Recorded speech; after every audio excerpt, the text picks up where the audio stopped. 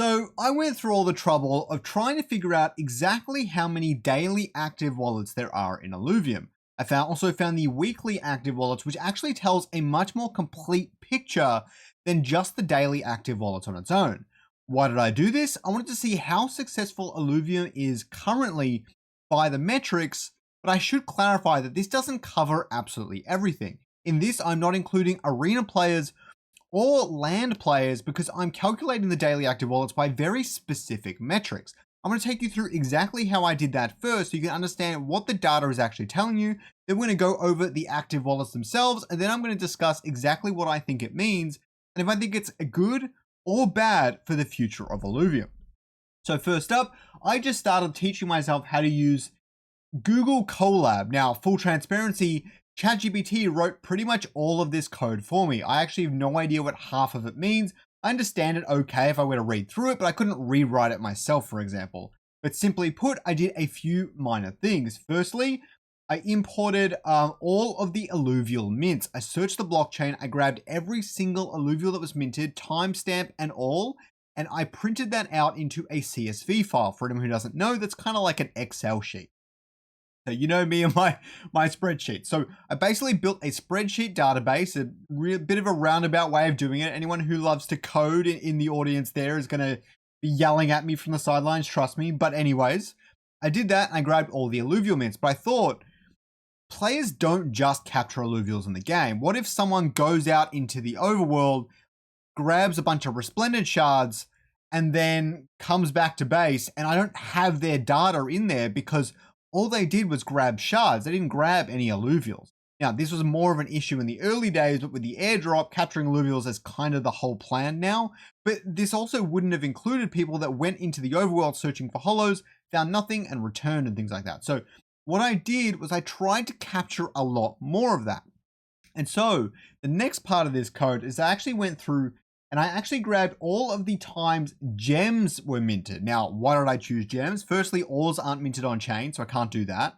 And things like shards get minted a lot more often than gems. And so I needed to find something that was both very good for understanding when players are active in the game, but also didn't have so many assets that it took my script like 5 hours to run. And so I chose gems. So between gems and alluvials, I should pretty much be able to encapsulate every single hour that a person plays. If you're online playing for 14 hours, if there was any hour in there that you did not capture, you did not capture an alluvial and did not mint a gem, then it won't have that in this data set. But if you ask me, that would be extremely unlikely. That being said, when looking at daily active wallets, you would have to have a player that played for an entire day in the overworld and did not mint a gem or capture an alluvial that entire time for them to not be counted. So by my own admission, I think this is a very accurate representation of how often people are actually playing in the Illuvium overworld. Even if they're doing an action here and there, it'll probably capture their gems and stuff as well. And it should get out some of the bots as well, because gems are a little bit more niche and the bots might not be catching alluvials. I don't know. But that being said, it's my personal way of trying to calculate how many daily active wallets there are in there.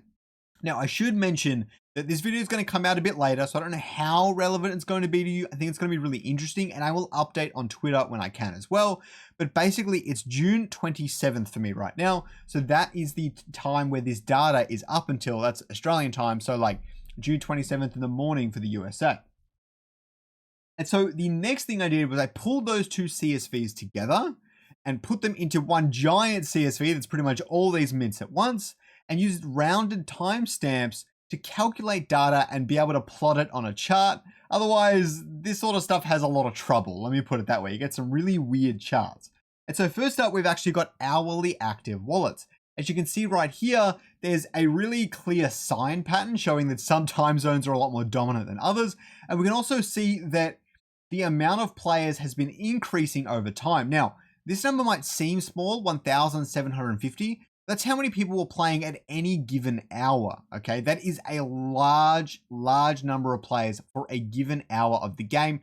For example, if you were to go into the Illuvium arena right now and you had 2,000 people playing the arena at once, it would be basically 1,000 matches at a time or 2,000 matches in that hour, which would be plenty for matchmaking and other things. So this is very good news for Illuvium as a whole. And we can also see that it had a significant jump there, right? That's that jump right there, pointing up here somewhere. There we go. That jump right there is when holos were introduced and all those announcements and things. You can see a significant uptick. And then there's another jump at the end that we're only just seeing form. Now you have to ignore the last data point in all of these because it doesn't have a full set of data yet. But that last jump is actually when the announcement was made for season 2. And so people are like, shit, I'm going to get in a bunch more airdrop points before the season rolls over. Now, if we take a look at daily active wallets, and don't forget, weekly tells a much better picture here. For daily active wallets, we can see that jump really clearly when holos were introduced and way more players jumped in. And every single day since basically the beta was opened up until now, it has been over 5,000 players playing Illuvium every single day. As for retention, you might assess this in different ways. The first way you might assess it is there's 25,000 people are holding alluvials or whatever it might be, and 5,000 are playing, which looks like 20%. But you can't really include those that downloaded the game and never really played it. Okay, that doesn't really make much sense. You have to consider those that played it for longer than an hour or 2 or 3 days. And then you need to look at how many of them kept playing it. And what it looks like here is that those that got into the game didn't leave after a week or 2 weeks. They kept playing pretty much indefinitely. They just did not leave at all. But as I said, the weekly active wallets tells this story a lot better. And as we look at the weekly active wallets, you can see here that although the daily active wallets increased over time and things like that, it was actually a lot of the existing players still playing the game and or returning to the game. And it hasn't necessarily attracted a whole lot of new players, or at least a whole lot of new players that are being really sticky in the Illuvium ecosystem. That being said, it has confidently, again, last data point you have to ignore, it's confidently stayed above 10,000 weekly active players consistently since the launch of the open beta testnet, which is really, really cool, especially considering 25,000 people or so own alluvials. So about half the downloads, maybe a little bit less than half the downloads, are people that have been playing it week to week, which is really bullish for Illuvium and the Illuvium ecosystem. It shows that the game has enough stickiness.